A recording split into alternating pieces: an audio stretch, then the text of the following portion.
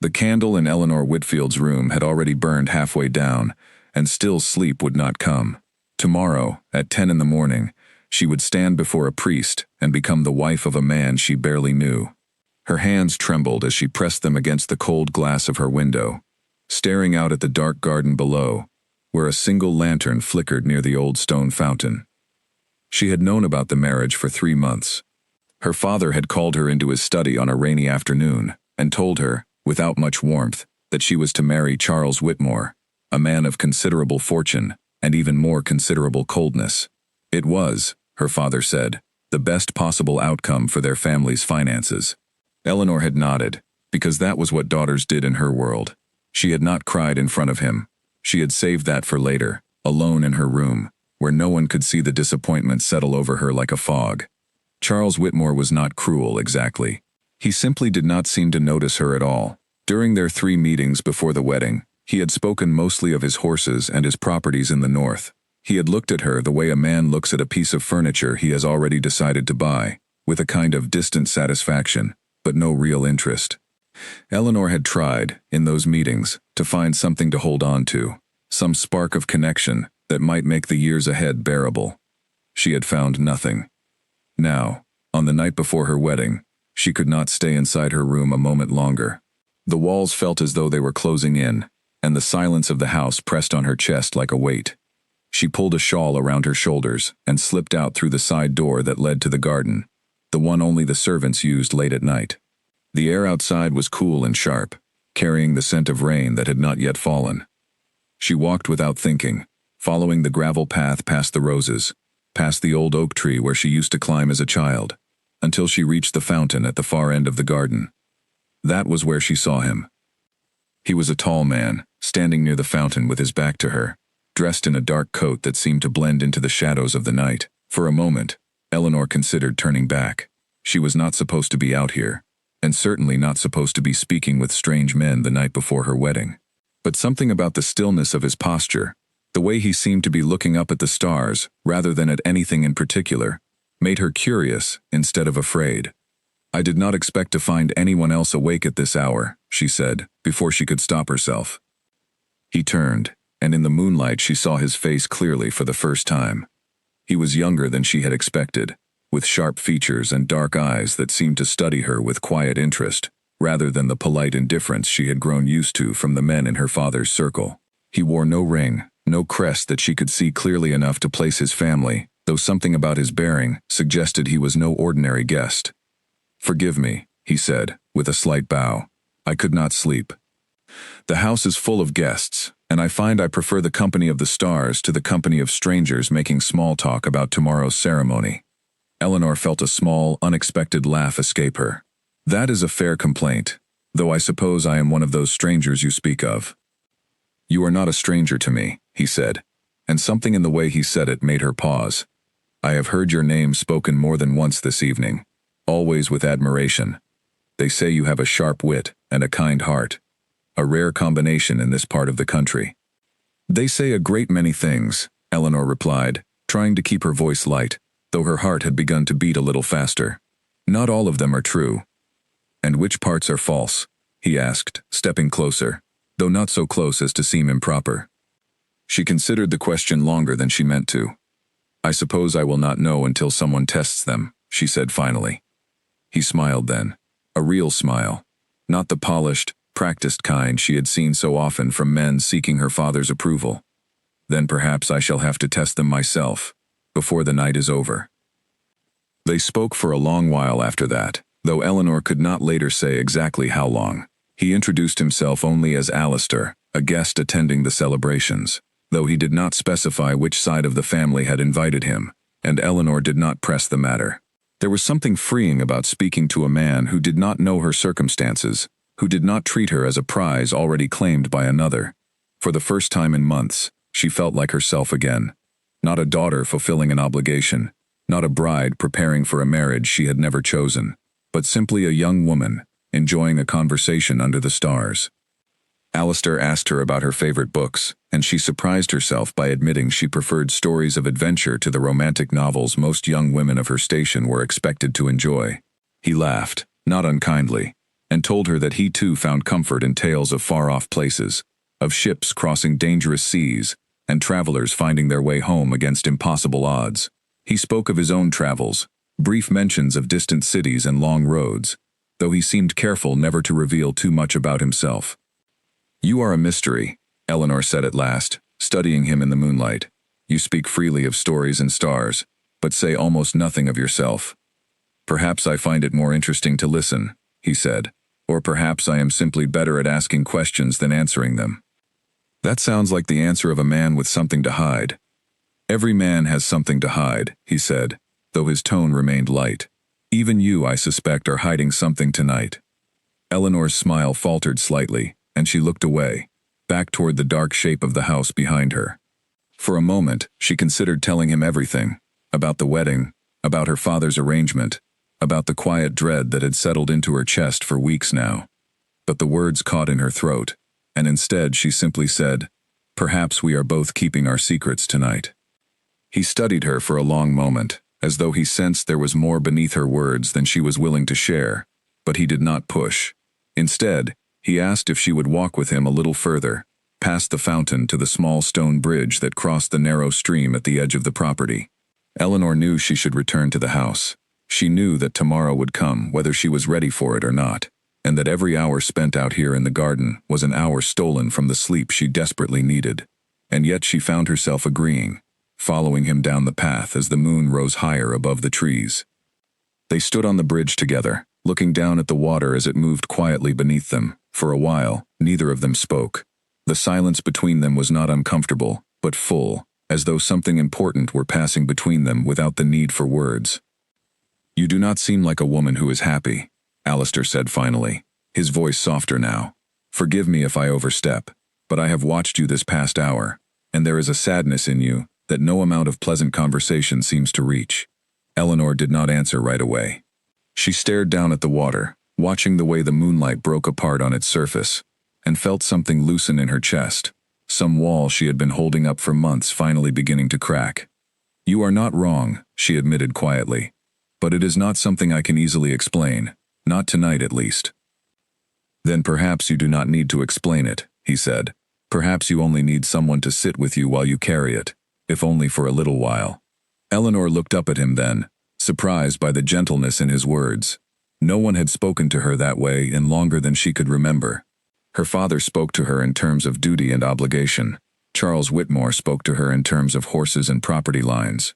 But this stranger, this man she had known for less than an hour, spoke to her as though her feelings mattered, as though the sadness behind her eyes was something worth noticing. "Thank you," she said softly. "I do not think anyone has said something so kind to me in a very long time." "Then the people around you have been careless," he said, "because you strike me as a woman deserving of a great deal of kindness." They stayed on the bridge a while longer, talking of smaller things now, the stars above them, the sound of the water, the strange comfort of speaking to someone who expected nothing from her. Eleanor felt lighter than she had in weeks, as though the weight pressing on her chest had eased, if only slightly. She knew she could not stay much longer. The house would soon be stirring with preparations for the morning, and if anyone discovered her missing from her room at this hour, there would be questions she was not prepared to answer. "I should return," she said finally, though her voice carried a note of reluctance she did not try to hide. Alistair nodded, though something in his expression suggested he, too, wished the night did not have to end so soon. "Then let me walk you back, at least part way. It would not do to have you wandering these paths alone in the dark." She agreed, and they walked together back toward the house, their pace slower than it needed to be, as though neither of them wanted to reach the end of the path too quickly. When they finally stopped near the edge of the garden, close enough to the house that the lantern light spilled faintly across the grass, Eleanor turned to him one last time. "Will I see you again before the festivities end?" she asked, surprising herself with the question. "I imagine our paths will cross again before the sun rises," Alistair said, and something in the way he said it made her heart quicken, though she could not say exactly why. "Sleep well tonight, Eleanor. Tomorrow will come soon enough." She nodded, though the mention of tomorrow sent a small chill through her, a reminder of everything waiting for her once the sun rose. She said good night and made her way back toward the side door, glancing back only once to see him still standing at the edge of the garden, watching her go with an expression she could not quite name. Inside her room once more, Eleanor sat by her window for a long while, staring out at the darkened garden, where she had spent the last hour in conversation with a man whose full name she did not even know. She should have felt foolish, perhaps, wandering the grounds alone at night, speaking so openly with a stranger. And yet she felt something else entirely, a small, fragile hope she had not allowed herself to feel in months, a sense that perhaps the world held more possibilities than the narrow path her father had chosen for her.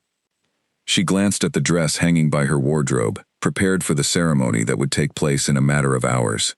Tomorrow, she would marry Charles Whitmore. Tomorrow, her life would be decided, sealed and settled, with no room left for stolen conversations under the stars. But tonight, at least, she had felt like herself again, and as she finally climbed into bed, exhaustion pulling at her at last, she found herself wondering who Alistair truly was, and why the sound of his voice lingered in her mind long after she closed her eyes. Sleep came slowly, filled with half-formed dreams of gardens and bridges and dark eyes that seemed to see straight through her, as though searching for the truth she had not yet found the courage to speak aloud. Morning arrived far too quickly, though Eleanor had barely slept. She woke to the sound of maids moving through the halls, preparing for a day that was meant to be filled with celebration, music, and the final rituals before a wedding that was still many hours away. The ceremony itself would not take place until the following morning, but the house had already begun to fill with guests arriving for the festivities that would lead up to it, feasts and gatherings meant to honor the joining of two families. Eleanor dressed slowly, her mind drifting back to the garden, to the bridge, to the sound of a voice that had made her feel, for one brief hour, that she was more than an arrangement written into her father's ledgers. She told herself she would not think of him again. A stranger met in the dark, a pleasant conversation and nothing more, the kind of memory that fades quickly once daylight returns. And yet, as she made her way down to the great hall, where breakfast was being served to the gathered guests, her eyes moved across the room without her permission, searching for a face she was not even certain she would recognize in the light of day. She found him near one of the tall windows, speaking with an older gentleman she did not recognize. In the morning light, he looked different than he had beneath the stars, sharper somehow, more formal, dressed in clothes that spoke of wealth she had not fully appreciated the night before. When his eyes found hers across the room, something passed between them, quick and quiet. A private acknowledgement that the two of them shared a memory no one else in the hall was aware of.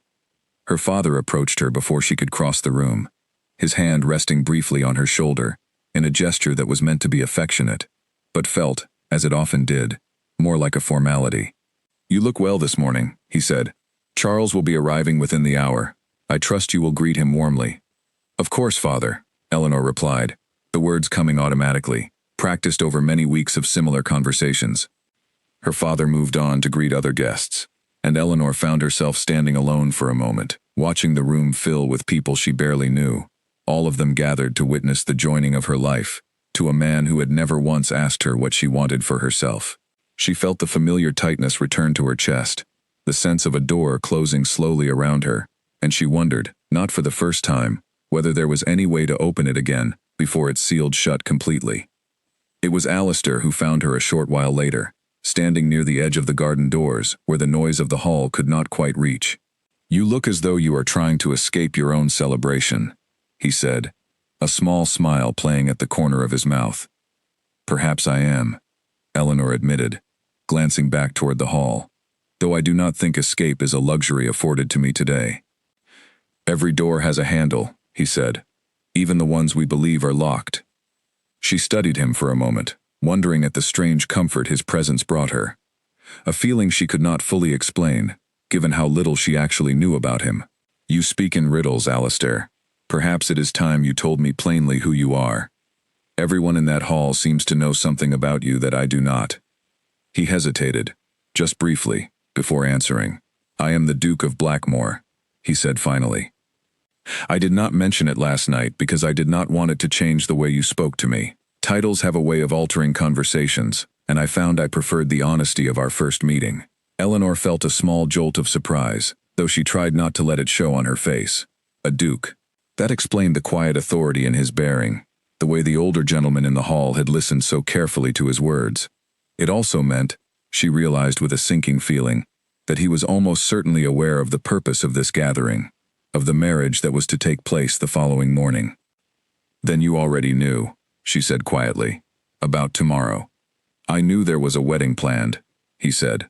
"I did not know, until this morning, that it was yours." The words hung between them, heavier now than anything they had spoken the night before. Eleanor looked away, toward the garden where the roses were beginning to open beneath the late morning sun, unsure of what to say next. Somehow, in the space of a single sentence, the easy comfort of the previous evening had shifted into something far more complicated. "Does it change anything?" she asked finally, though she was not entirely certain what she meant by the question. "It changes nothing about how I feel when I speak with you," Alistair said carefully. "But I imagine it changes a great deal about what either of us is permitted to do about it." They stood together in silence for a moment, the weight of unspoken things settling around them, like the morning mist still clinging to the garden hedges.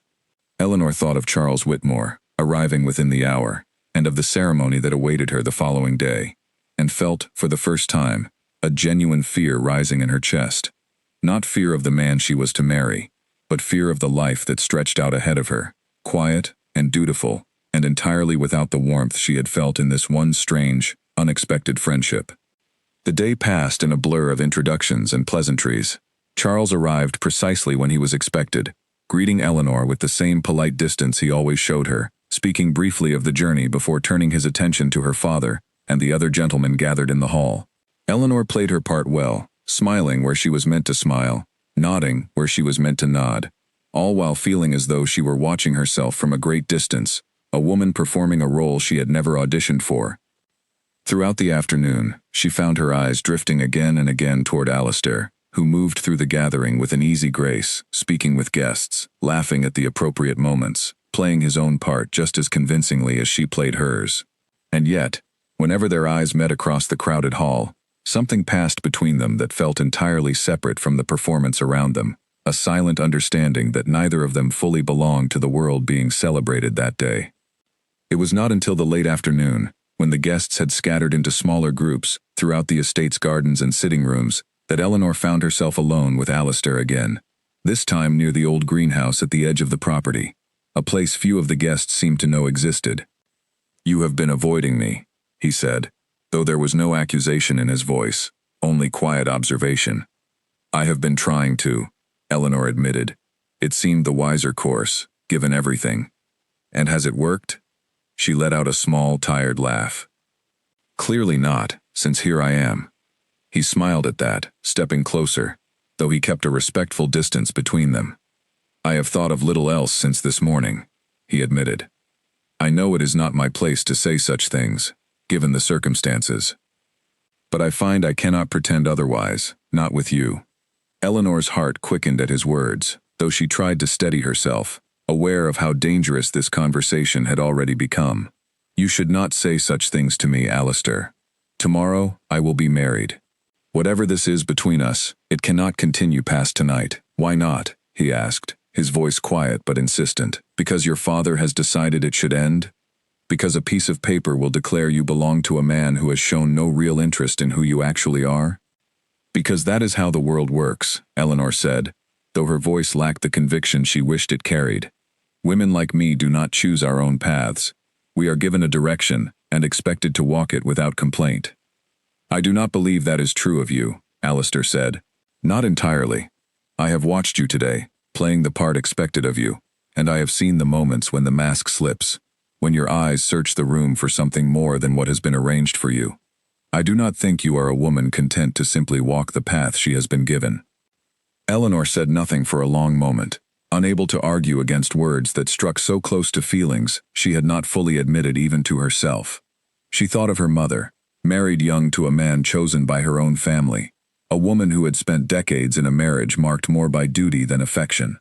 She thought of the years stretching ahead of her, filled with polite conversations about horses and property lines, empty of anything resembling the connection she felt standing here, in this quiet greenhouse, with a man she had known for less than a full day.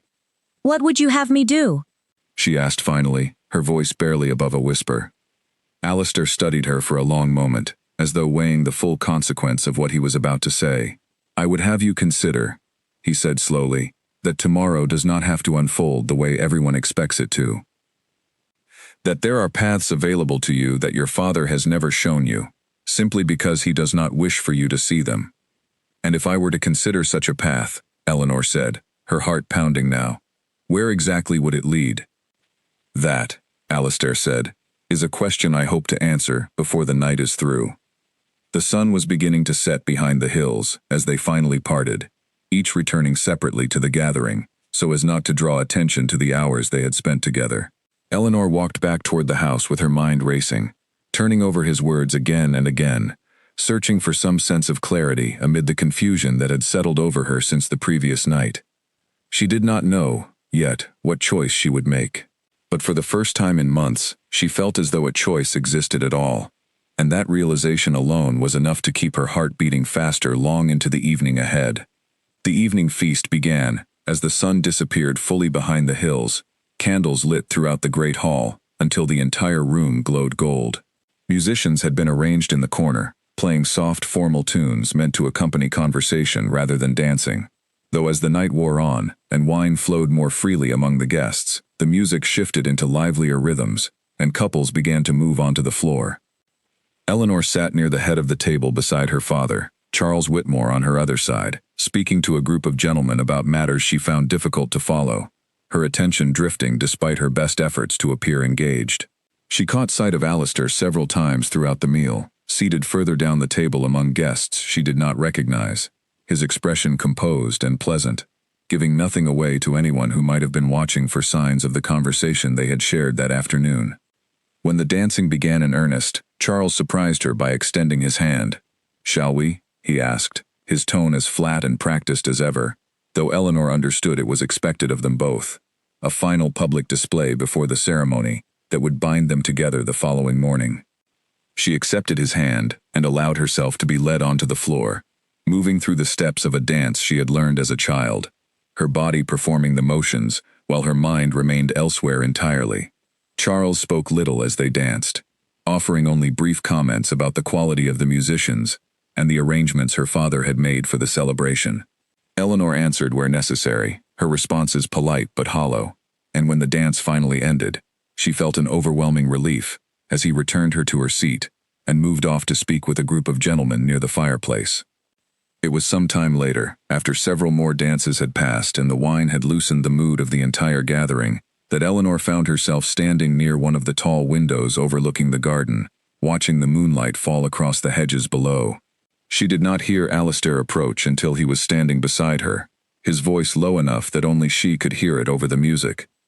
"You danced beautifully," he said, "though I noticed you seemed elsewhere the entire time." "I was performing a role," Eleanor said quietly, "as I have been all day." "And how much longer must you perform it tonight?" She glanced around the hall, taking note of her father deep in conversation with several older guests. Charles occupied near the fireplace, no one paying particular attention to the two of them standing quietly by the window. "Not much longer, I hope. I find myself tired in a way sleep alone cannot fix." "Then perhaps the garden would suit you better than this hall," Alistair suggested. "The night air has a way of clearing thoughts that candlelight and music only seem to muddle further." Eleanor hesitated, aware of the risk in what he was suggesting, aware that even a brief absence from the hall might draw questions she was not prepared to answer. And yet the pull toward the quiet darkness outside felt stronger than her caution, and after a moment, she nodded, slipping away from the window and toward the same side door she had used the previous night, Alistair following at a careful distance so as not to draw attention to their departure. The garden was cooler than it had been the night before, a slight breeze moving through the trees as Eleanor made her way down the familiar gravel path, Alistair falling into step beside her once they were far enough from the house that no watching eyes could easily observe them. Neither spoke for a while, content simply to walk together beneath the stars, the noise of the celebration fading behind them, until only the sound of the wind and their own footsteps remained. "I have been thinking all day about what you said this afternoon," Eleanor admitted finally, breaking the silence as they reached the fountain once more. "About paths I have never been shown." "And what have you concluded?" Alistair asked, turning to face her fully. "I have concluded that I am frightened," she said honestly. "Frightened of a life spent beside a man who does not see me, and frightened, in equal measure, of considering any alternative to that life. My father has built an entire future around tomorrow's ceremony. To even imagine another path feels like a betrayal of everything I was raised to believe about duty and family." Alistair was quiet for a moment, studying her carefully in the moonlight. "I understand the weight of duty better than you might imagine," he said finally. "My own family has expectations of me that I have spent years trying to balance against my own desires. But I have come to believe that duty without happiness is simply another word for suffering, dressed up to look respectable." "That is easy for you to say," Eleanor replied, though not unkindly. "You are a duke. Your choices carry a freedom mine do not." "Perhaps," he admitted. "But even dukes are not entirely free, Eleanor. I have my own arrangements waiting for me, my own family pressing me toward decisions I have not yet made. Tonight, standing here with you, is the closest I have felt to freedom in a very long time." Eleanor looked up at him, struck by the honesty in his voice, and found herself unable to look away. "Then what would you have me do?" she asked again, the same question she had asked him that afternoon, though this time her voice trembled slightly, aware of how much closer they had drawn to some decision neither of them had yet spoken aloud. Alistair reached out, gently, and took her hand in his fingers warm against the cool night air. "Run with me tonight," he said quietly, the words landing between them like something fragile and enormous all at once. "Leave this place before the sun rises. Come with me, and I will show you a life where your voice matters, where your happiness is not an afterthought to someone else's ambitions." Eleanor's breath caught in her throat. She had imagined, in some distant corner of her mind, that such a moment might come, ever since their conversation that afternoon. And yet hearing the words spoken aloud, feeling the warmth of his hand around hers, made the possibility suddenly, terrifyingly real. "You do not understand what you are asking," she said softly, though she did not pull her hand away. "My father would never forgive such a thing. The scandal alone would follow my family for years. And Charles." "Charles does not know you," Alistair interrupted gently. "Not the way I feel. I have come to know you in these past 2 days. I do not say this lightly, Eleanor. I understand the enormity of what I am asking. But I have watched you today, trapped inside a life you never chose, and I cannot simply stand by and say nothing, not when there might still be a chance to change your path." Eleanor stared at him for a long moment, her mind racing through the implications of what he was suggesting. To leave now, in the middle of the night, hours before her own wedding, would be to abandon everything she had ever known, her family's expectations, her father's careful plans, the entire structure of the life she had been raised within. And yet the alternative, the marriage awaiting her in the morning, felt like a door closing on any version of herself she might have hoped to become. "I need time to think," she said finally, her voice unsteady. "This is not a decision I can make standing here in the dark, no matter how much my heart wishes it were simple." "Of course," Alistair said, though she could see the disappointment flicker briefly across his expression before he composed himself again. "I did not expect an answer tonight. But know this, Eleanor. I will be waiting near the old stable gate before the household wakes, just before dawn. If you come, I will take you from this place and never ask you to look back. And if you do not come, I will understand, and I will trouble you no further." Eleanor nodded, though her thoughts remained a tangled storm of fear and longing, unable to settle on any single conclusion. They stood together a while longer, neither quite ready to part, until the distant sound of laughter from the hall reminded them both of the world they would soon need to return to. "I should go back," Eleanor said finally, though her voice carried a reluctance she made no effort to hide. Alistair nodded, releasing her hand slowly, as though letting go of something he feared he might never hold again. "Whatever you decide," he said quietly, "know that these past 2 days have meant more to me than I expected any conversation with a stranger ever could." Eleanor offered him a small, sad smile before turning back toward the house, her heart pounding with every step, the weight of his invitation settling over her like a question she now had only hours to answer.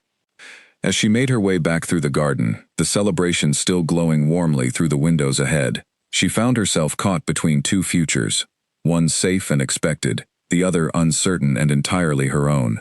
With the night rapidly slipping away, and morning arriving faster than she was prepared for. Eleanor did not return directly to the hall. Instead, she slipped through a side corridor toward her own chambers, needing a moment alone before she could face the noise and light of the celebration again. Her hands were still trembling as she closed the door behind her, leaning back against it as though the wood might somehow hold together the pieces of herself that felt, at that moment, dangerously close to falling apart. She thought of her father, asleep in his own chambers down the hall, unaware that his daughter was standing here considering a decision that would undo every plan he had carefully built over the past 3 months. She thought of Charles Whitmore, likely still speaking with his gentleman friends near the fireplace, utterly unaware that anything unusual had occurred that evening at all. And she thought of Alistair, waiting somewhere in the darkness beyond the house, holding on to a promise she had not yet decided whether she could keep. A soft knock at her door startled her from her thoughts. She opened it to find Margaret, the maid who had served her since childhood, standing in the hallway with a look of quiet concern on her face. "I saw you slip away from the hall, miss," Margaret said softly, stepping inside once Eleanor waved her in and closed the door behind them. "I worried something might be wrong." Eleanor sank onto the edge of her bed, unsure how much she could safely say, even to a woman she had trusted her entire life. "I am simply tired, Margaret. Tomorrow weighs heavily on my mind." Margaret studied her for a long moment, the kind of look that suggested she saw far more than Eleanor wished to reveal. "You have been different these past 2 days, miss. Lighter somehow, and yet more troubled at the same time. I do not mean to overstep, but if there is something on your heart, I hope you know you can trust me with it." Eleanor hesitated, torn between the comfort of confiding in someone and the danger of speaking her thoughts aloud, as though giving voice to them might make the choice ahead of her even more real than it already felt. Finally, unable to carry the weight alone any longer, she spoke. "There is a man," she admitted quietly, "a guest at the celebration. We have spoken these past 2 nights, and he has asked me to leave with him before the wedding, before the household wakes tomorrow morning." Margaret's eyes widened slightly, though she said nothing right away, waiting for Eleanor to continue. "I do not know what to do," Eleanor confessed, her voice breaking slightly. "Everything in me wants to believe there is a version of my life where I am happy, where I am seen and valued the way he seems to see me. But to leave now, hours before the ceremony, would destroy everything my father has worked to arrange. It would bring shame upon our family that might never fully fade." Margaret sat beside her on the bed, taking Eleanor's hand gently in her own. "Miss, I have watched you grow from a child into the woman you are now, and I have never once seen you speak of Master Whitmore with anything resembling the light in your eyes when you speak of this stranger, whoever he may be. I cannot tell you what choice to make. That is not my place. But I can tell you that a life spent in quiet unhappiness, simply because it was expected, is not the future I would wish for you. You truly believe I should consider leaving?" Eleanor asked, searching Margaret's face for some sign of certainty she could not find within herself. "I believe," Margaret said carefully, "that you already know what your heart wants. The trouble is not in knowing, miss. The trouble is in finding the courage to act on it, especially when so much stands in the way." Eleanor sat in silence for a long moment, turning Margaret's words over in her mind, alongside everything Alistair had said to her in the garden. She thought of her mother, married at a young age to a man chosen for her by her own family, a marriage that had produced no cruelty, perhaps, but also no warmth, no laughter, no sense of genuine partnership. She had watched her parents move through decades of polite distance, sharing a house but rarely sharing anything resembling true companionship, and she had promised herself, quietly, as a girl, that she would not settle for the same fate if she could help it. And yet here she was, hours away from a ceremony that would bind her to precisely that kind of life, with Charles Whitmore, a man who had shown no more interest in her thoughts or feelings than her father had shown in her opinion of the marriage itself. "The wedding is set for 10 o'clock, Eleanor said quietly, almost to herself, as though saying the exact hour aloud might help her grasp the reality of how little time remained. "Just a few short hours from now, once the sun rises and the household wakes for the day." "And has he asked you to meet him before then?" Margaret asked gently. Eleanor nodded. "Near the old stable gate, just before dawn. He said he would wait, and that if I did not come, he would trouble me no further." Margaret was quiet for a moment, considering her words carefully, before speaking again. "Then perhaps, miss, The question is not what your father wishes, or what Master Whitmore expects, or even what shame might follow such a choice. Perhaps the only question that truly matters is this. When you imagine yourself 10 years from now, standing beside Master Whitmore in a quiet, dutiful marriage, does that image bring you any comfort at all? Eleanor closed her eyes, picturing the years ahead exactly as Margaret described them. Long, quiet evenings with little conversation. A husband more interested in his properties than in her thoughts. A life measured out in obligations, rather than joy. The image brought her no comfort whatsoever. If anything, it deepened the ache already settled in her chest, the sense that she was standing at the edge of a decision that would shape the entire remainder of her life. No, she admitted finally, her voice barely above a whisper. It brings me no comfort at all. Then perhaps you already have your answer, Margaret said gently, squeezing her hand once more, before rising from the bed. Whatever you decide, miss, know that I will support you, quietly and faithfully, as I always have. But do not let fear alone make this choice for you. Fear has a way of keeping people trapped in lives they were never meant to live. Eleanor thanked her softly, and after a few more quiet words of comfort, Margaret slipped from the room, leaving Eleanor alone once more with her thoughts, and the slowly ticking hours until dawn. She rose from the bed and moved to her window, staring out at the darkened garden below, searching, though she knew it was foolish, for some sign of Alistair among the shadows near the stable gate. The hours stretched ahead of her, heavy with uncertainty. She thought of her father's face, the quiet pride he had shown when speaking of the arrangements he had made, the years of careful planning that had led to this single ceremony meant to secure her family's future. She thought of the scandal that would follow if she disappeared before the wedding, the whispers that would spread through every drawing room in the county, the shame her father would carry for the rest of his life. And yet, beneath all of that fear, she felt something else entirely. A small, persistent flame of hope, kindled by 2 nights of conversation with a man who had asked nothing of her except her honesty, who had seen past the practiced smiles and dutiful nods to the woman underneath, a woman who longed for something more than the narrow life laid out before her. She did not know, yet, which fear would win, the fear of scandal, or the fear of a lifetime spent in quiet, joyless duty. But as the candle in her room burned lower and the first hints of gray began to touch the edges of the night sky outside her window, Eleanor understood that the hour of decision was drawing rapidly closer, and that soon, whether she was ready or not, she would have to choose. The candle finally burned itself out sometime past 3 in the morning, leaving Eleanor sitting in near darkness, the faint glow of the moon through her window, the only light remaining in the room. She had not moved from her seat by the window in over an hour, her mind circling endlessly between the 2 futures laid out before her, each one carrying its own weight of consequence.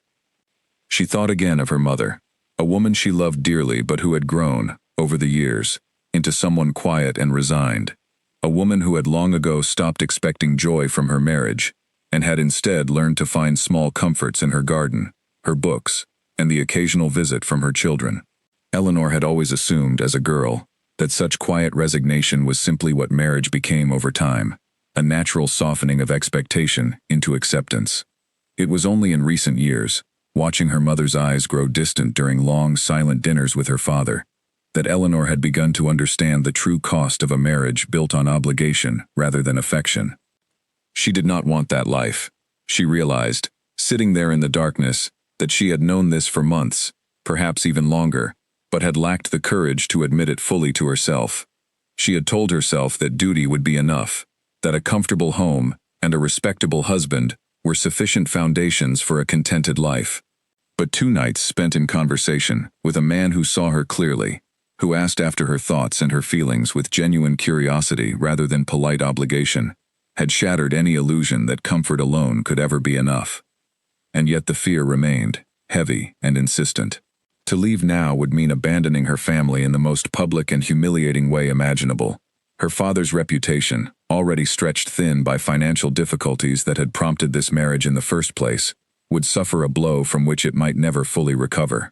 Charles Whitmore, whatever his faults, did not deserve to be left standing at the altar, humiliated, before an entire gathering of guests, and Eleanor herself would be leaping into an uncertain future with a man she had known for barely 2 full days, however deeply she felt she had come to understand him in that short time. She rose from her seat and moved to her wardrobe, pulling out a simple traveling dress she sometimes wore for long walks through the countryside, far plainer than the elaborate gown prepared for her wedding, hanging silently on its hook across the room, like a silent accusation. She stared at the two garments for a long moment, one representing the life expected of her, the other representing nothing at all yet. An unwritten future, uncertain and unformed, waiting to be shaped by whatever choice she made in these final hours before dawn. A memory surfaced unbidden, from several years earlier, of a conversation she had overheard between her mother and an aunt visiting from the north. Her mother had spoken, in a rare unguarded moment, of a young man she had once cared for, before her family arranged her marriage to Eleanor's father, a man whose name she had never mentioned again, in all the years since. Eleanor remembered the quiet sorrow in her mother's voice as she spoke of him, a sorrow that had never fully faded, even after decades of marriage and children, and the slow passage of time. She remembered thinking, even then, how strange it seemed that a single choice, made so young, could cast such a long shadow over an entire life. She did not want to become her mother, carrying a quiet sorrow through decades of dutiful marriage, wondering forever what might have been had she chosen differently in her youth.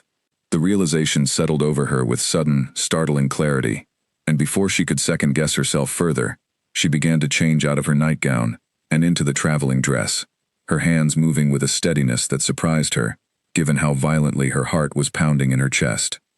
She packed only what she could carry easily, a small satchel with a few personal items, a locket containing a portrait of her mother as a young woman, and a handful of coins she had saved quietly over the past year, uncertain even then why she had felt the need to set something aside. She left behind the elaborate wedding gown, the jewels her father had provided for the ceremony, everything that had been prepared for a future she was choosing, in this moment, to leave behind entirely. As she moved toward her door, satchel in hand, she paused, her fingers resting on the handle, one final wave of doubt crashing over her. What if Alistair was not the man she believed him to be, in these 2 short days? What if she was trading one uncertain future for another, equally uncertain, equally likely to end in disappointment? The fear rose sharp and sudden, nearly enough to send her back to her bed, to wait quietly for morning and the ceremony that awaited her. But then she thought of his voice in the garden, low and earnest, asking nothing of her except honesty. She thought of the way he had listened, truly listened, when she spoke of her fears and her hopes, in a way no one else in her life had ever quite managed. She thought of Margaret's words, gentle but firm, reminding her that fear alone should not be allowed to decide her entire future. She opened the door. The hallway was dark and silent, the household still deep in the sleep that would soon give way to the early bustle of wedding preparations. Eleanor moved quietly down the corridor, her heart pounding so loudly in her ears she feared it might wake the entire house on its own. She passed her father's chambers, pausing only briefly, a flicker of guilt tightening in her chest before she forced herself to continue moving. Near the bottom of the servants' staircase, she heard a sound that froze her entirely. Footsteps, moving somewhere below her in the darkness. She pressed herself against the wall, her breath caught in her throat, waiting to see whether she had been discovered before she had even left the house. A moment later, a shape emerged from the shadows below, and Eleanor nearly gasped aloud with relief when she recognized Margaret, standing quietly at the base of the stairs, a small lantern shielded carefully in her hands. "I thought you might need help finding your way," Margaret whispered, her expression carrying no surprise, only quiet understanding. "The side door near the kitchens is unlocked. No one will notice until well past dawn." Eleanor felt tears prick at her eyes, overwhelmed suddenly by the kindness of this woman, who had served her family for so many years, risking her own position now to help Eleanor toward a decision that could easily end in scandal and ruin. "Thank you," she whispered, her voice trembling. "I do not know how I will ever repay this." "Simply be happy, miss," Margaret said softly, reaching out to squeeze her hand once more. "That will be repayment enough."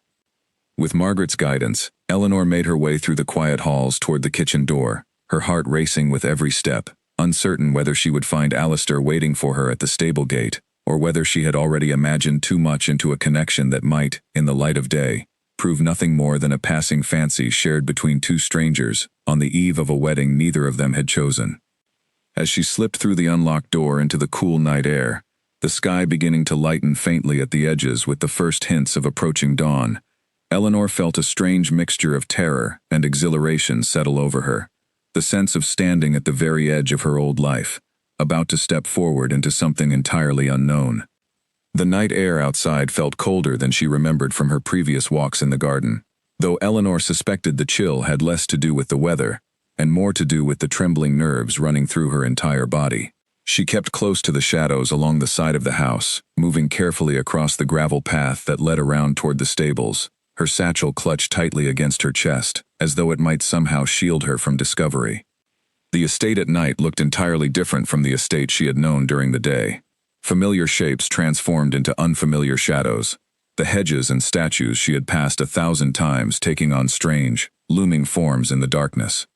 She moved as quietly as she could manage, pausing every few steps to listen for any sound of movement, any sign that her absence had already been noticed within the house behind her. She was perhaps halfway to the stables when she heard voices ahead, low and unhurried, coming from somewhere near the old carriage house. Eleanor froze, pressing herself against the trunk of a large oak tree, her heart pounding so loudly she feared it might give her away entirely. She recognized, after a moment, the voice of one of the estate's groundskeepers, speaking with another servant about preparations for the wedding breakfast that would need to begin within a few short hours. She waited, barely breathing, until the voices faded further into the distance, the two men apparently moving off toward the kitchens rather than toward the stables where she needed to go. Once she was certain they had gone, she stepped away from the tree and continued forward, moving more quickly now, aware that every passing minute brought the household closer to waking, and her absence closer to being discovered. The stable gate came into view at last, a simple wooden structure at the edge of the property, half hidden behind a cluster of low trees that had grown up around it over the years. For a moment, standing at the edge of the clearing, Eleanor saw no sign of anyone waiting, and a fresh wave of doubt crashed over her, sharp and cold. Had she misunderstood his words? Had he changed his mind, deciding in the quiet hours of the night that the risk was too great, the scandal too costly, even for a duke with more freedom than most? Then a shape moved from the shadows near the gate, and relief flooded through her so suddenly that she nearly stumbled forward. Alistair stepped into the faint moonlight, dressed now in simpler traveling clothes rather than the formal attire he had worn throughout the celebration, a horse saddled and waiting patiently behind him. "You came," he said softly, and Eleanor could hear the genuine surprise in his voice, mixed with something that sounded almost like relief. "I almost did not," she admitted, closing the remaining distance between them. "I have never been so frightened in my life." "Nor I," Alistair said, reaching out to take her hand gently in his own.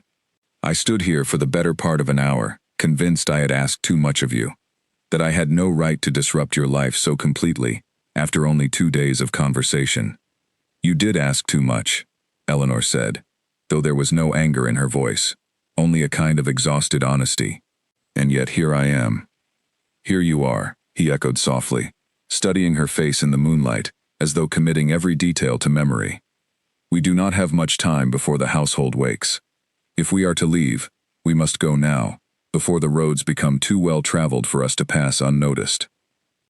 Eleanor nodded, though a final flicker of hesitation passed through her as she glanced back toward the house, its dark windows still silent against the slowly lightening sky. "My father will never forgive this," she said quietly. "Nor will Charles, I imagine, once he understands what has happened." "I know," Alistair said, his voice gentle but honest. "I will not pretend this choice comes without cost, Eleanor. There will be scandal, and difficulty, and likely a great deal of anger directed toward us both once the truth becomes known. But I would rather face all of that beside a woman who chooses me freely than spend my life comfortable and secure beside someone who never truly saw me at all." Eleanor felt a fresh wave of emotion rise in her chest at his words, and she nodded slowly, drawing strength from his steady presence beside her. "Then let us go," she said, "before I lose whatever courage brought me this far." Alistair helped her onto the horse, before mounting behind her, his arms settling carefully around her, as he took hold of the reins. For a moment, neither of them moved, both simply absorbing the reality of what they were about to do, the enormity of the choice now fully underway. "Are you certain?" he asked one final time, his voice soft against her ear. Once we ride through that gate, there will be no easy path back to the life you are leaving behind." Eleanor closed her eyes briefly, picturing once more the quiet, joyless future that awaited her within the walls of the house behind them, and found, to her own surprise, that her answer came without hesitation. "I am certain," she said. "Take me from this place, Alistair. Show me the life you spoke of in the garden." With that, he urged the horse forward, and they passed through the old stable gate together, leaving the estate behind them as the first true light of dawn began to spread faintly across the horizon. Eleanor did not look back, though she could feel, even without turning, the weight of everything she was leaving behind. Her father's careful plans, the elaborate wedding gown still hanging in her wardrobe, the entire structure of the life she had been raised to expect. They rode in silence for a while, the horse moving at a steady pace, along a narrow road that wound away from the estate and toward the distant hills beyond. Eleanor felt the wind against her face, cool and sharp, carrying with it a strange sense of freedom she had not expected to feel so soon, even amid the fear still churning in her stomach. "Where are we going?" she asked finally, breaking the silence between them. "To my estate, a day's ride from here," Alistair said. "It is smaller than the one you grew up in, though I hope you will find it comfortable enough. From there we can decide together what comes next, whether we marry quietly and quickly, to settle the scandal as best we can, or whether you wish to take more time before deciding anything further." Eleanor considered his words carefully, grateful, even amid the chaos of the morning, that he continued to speak to her as someone with choices of her own, rather than simply assuming her path forward without asking. "I think," she said slowly, "that I would like to marry you when the time is right. Not because scandal demands it, but because these past 2 days have shown me more of what a true partnership might look like than my entire life before them." Alistair's arms tightened slightly around her at her words, and she could feel, even without seeing his face, the smile that had spread across his features. "Then we shall build that partnership together," he said softly, "one honest day at a time." The sun continued to rise behind them as they rode further from the estate, the sky shifting slowly from gray to gold, and Eleanor felt, for the first time in longer than she could remember, a genuine sense of hope for the future stretching out ahead of her, however uncertain its exact shape might yet remain. Back at the estate, the household woke slowly at first, servants moving through their usual morning routines, unaware that anything unusual had occurred during the night. It was not until nearly 9 o'clock, when Eleanor's personal maid was sent to help her prepare for the ceremony, that the truth began to surface. The maid, a young woman new to the household and unaware of Margaret's quiet involvement in the night's events, knocked several times on Eleanor's door before entering, to find the room empty, the wedding gown still hanging untouched in the wardrobe, the bed unmade and cold. Panic spread through the house quickly after that. Eleanor's father was informed within minutes, his initial confusion turning swiftly to alarm as servants searched the grounds and found no trace of his daughter anywhere on the property. Margaret, questioned along with the rest of the household staff, maintained a careful composure, offering only that she had seen Miss Eleanor retire to her room the previous evening and had assumed she remained there through the night. Charles Whitmore, informed of the situation as guests began arriving for the 10 o'clock ceremony, reacted with a coldness that surprised no one who had observed his manner throughout the previous days. He expressed concern, briefly, for Eleanor's safety, before quickly shifting his attention to the practical matter of managing the embarrassment now facing him in front of the assembled guests. Within the hour, whispers had already begun moving through the crowd gathered in the chapel, guests exchanging confused glances as the appointed hour came and went, with no sign of the bride. Eleanor's father, standing at the front of the chapel in mounting distress, finally addressed the gathered guests directly, offering a hastily constructed explanation about a sudden illness that had prevented the ceremony from proceeding as planned. Few among the guests believed the explanation fully, though most were gracious enough to accept it publicly, aware that pressing further would only deepen the humiliation already evident on her father's face.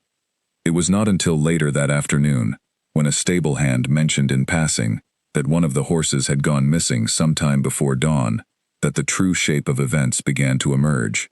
Combined with reports from a guest who recalled seeing the Duke of Blackmoor departing the celebration unusually early the previous evening, and who now realized he had not seen the Duke at all that morning, the pieces slowly assembled themselves into a picture too clear to ignore. Eleanor's father was, understandably, furious when the truth finally became apparent. He raged through the halls of his own home, demanding answers from servants who claimed to know nothing, threatening consequences he had no real power to enforce against a Duke of Alistair's standing. Beneath the anger, however, ran a current of something closer to despair, the recognition that his careful plans, built over months of negotiation and compromise, had collapsed in a single night, replaced by a scandal that would likely follow his family for years to come. Charles Whitmore, for his part, expressed relief more than anger once the initial shock had passed. He confided privately to a close friend that he had never felt any particular affection for Eleanor beyond the practical benefits the marriage would have provided, and that while the public embarrassment stung, he found himself, if anything, freed from an obligation he had accepted more out of financial convenience than genuine desire. Within a matter of weeks, he had already begun making inquiries about other potential matches, the scandal fading from his own concerns far more quickly than it faded from Eleanor's family's reputation. Meanwhile, Eleanor and Alistair continued their journey throughout the day, stopping only briefly to rest the horse and share a simple meal at a small inn along the road, far enough from the estate that neither felt any immediate danger of pursuit. Eleanor found herself alternating between moments of genuine joy at the freedom she now felt, and sharp pangs of guilt whenever she thought of her father's likely reaction to her disappearance. "Do you regret it?" Alistair asked gently, as they sat together at a small table near the inn's window, watching the afternoon light stretch long shadows across the countryside outside. "No," Eleanor said, after a moment of honest consideration, "though I do grieve for the pain this will cause my father. He does not deserve the embarrassment I have brought upon him, even if I could not bring myself to accept the future he had chosen for me. Perhaps, in time, he will come to understand," Alistair offered, though his tone carried more hope than certainty.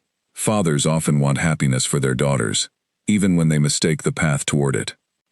"Perhaps," Eleanor echoed, though she did not fully believe it herself, not yet.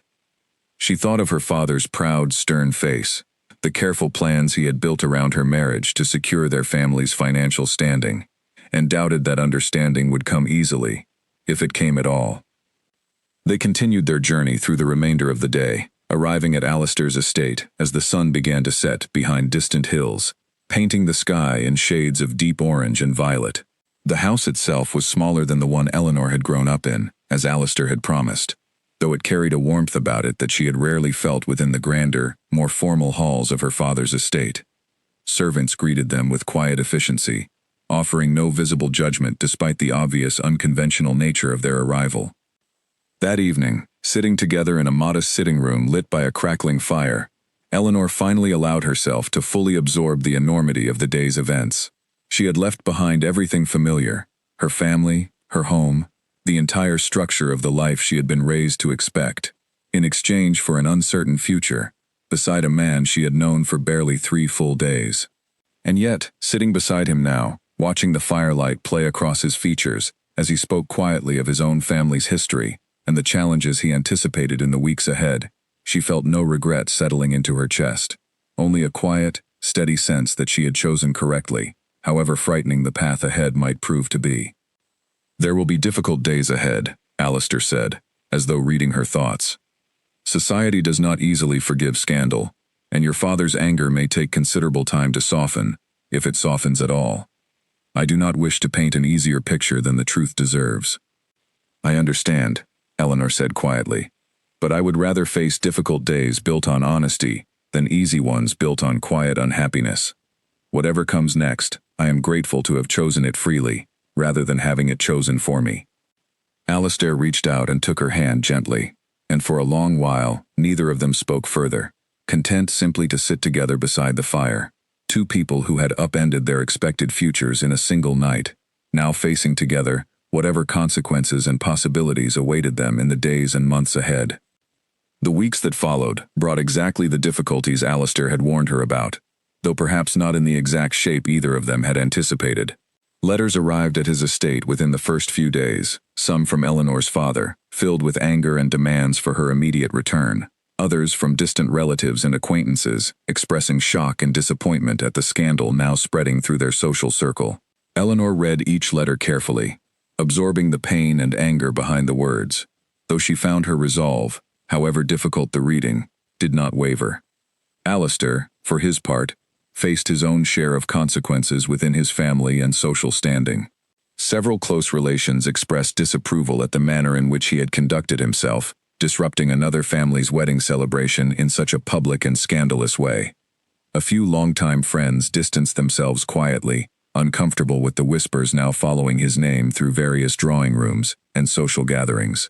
Yet Alistair bore these consequences with a steady calm that Eleanor found deeply reassuring, never once suggesting that he regretted the choice they had made together. It was nearly a month after their departure that Eleanor received a letter unlike the others, shorter, quieter in tone, carrying none of the fury that had marked her father's earlier correspondence. In it, he acknowledged, briefly and without much elaboration, that he had perhaps focused too heavily on the financial benefits of the arranged marriage and too little on Eleanor's own happiness within it. He did not offer full forgiveness, not yet, but the letter carried within it a small opening, a crack in the wall of anger that had stood between them since her departure.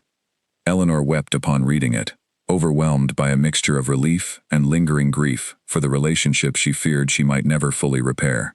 Alistair sat with her quietly as she absorbed the letter's contents, offering comfort without pressing her to feel any particular way about the complicated emotions now moving through her. Perhaps, in time, there is a path toward reconciliation, he said gently, once she had composed herself somewhat. Your father's anger seems to be softening, even if slowly. Perhaps, Eleanor agreed, though she understood that true reconciliation, if it came at all, would likely take considerably longer than a single letter could provide. Still, the small opening gave her hope that the bridges she had burned in her sudden departure were not entirely beyond repair. In the months that followed, Eleanor and Alistair settled into a quiet, steady life together at his estate, gradually rebuilding a version of respectability despite the scandal that had marked their beginning. They married in a small, private ceremony, attended by only a handful of close friends and family members, willing to overlook the unconventional circumstances of their courtship, a ceremony markedly different from the grand celebration that had once been planned for Eleanor's wedding to Charles Whitmore, but one that carried, in its quiet simplicity, a genuine warmth the earlier arrangement had entirely lacked. Eleanor's father did not attend the ceremony, though he sent, through a brief note delivered by messenger, his reluctant acknowledgement of the marriage, along with a small gift that suggested, however faintly, the beginnings of a thaw in his lingering anger. Eleanor accepted the gesture with cautious gratitude, understanding that full reconciliation might take years rather than months, but grateful nonetheless for even this small sign that the relationship was not permanently severed. As for Charles Whitmore, Eleanor learned through occasional correspondence with old acquaintances that he had, within a matter of months, become engaged to another young woman from a neighboring county, a match that seemed, by all accounts, to suit his practical temperament considerably better than his arrangement with Eleanor ever had. She felt no particular resentment toward him, understanding that their brief entanglement had likely caused him more inconvenience than genuine heartbreak, and wished him, quietly, a life as contented as circumstances allowed. A full year after that fateful night in the garden, Eleanor found herself once again standing beneath a canopy of stars, though this time in the gardens of her own estate, shared now fully with Alistair. Their quiet life together settled into a comfortable rhythm neither of them had fully anticipated on that first uncertain evening. She thought often of the frightened young woman she had been, standing at that fountain nearly 2 years earlier, uncertain of everything, except a growing conviction that the life laid out before her could not possibly be the only path available. "Do you ever think of that first night?" Alistair asked one evening, as they walked together through their own garden, the stars bright overhead, in a sky remarkably similar to the one that had witnessed their first conversation so long ago. "Often," Eleanor admitted, smiling as she took his hand. "I think of how frightened I was, and how certain I felt, all at once, that something important was happening, even before I fully understood what that something might be." "And are you glad, still, that you chose to run with me that night?" he asked, though his tone suggested he already knew her answer. Eleanor stopped walking, turning to face him fully beneath the quiet canopy of stars. "I have never been more grateful for a single choice in my entire life," she said softly. "You gave me something I did not even know I was missing, the simple gift of being truly seen and truly chosen, rather than merely arranged." Alistair smiled, drawing her closer beneath the night sky. Then perhaps, he said quietly, the greatest risk either of us ever took turned out to be the wisest decision we could have made. Eleanor nodded, resting her head against his shoulder as they stood together in comfortable silence. The scandal and difficulty of their beginning now settled quietly into the past, replaced by a partnership built on honesty, mutual respect, and a love that had, against all expectation, grown stronger with every passing season. Whatever challenges still lay ahead, she felt certain.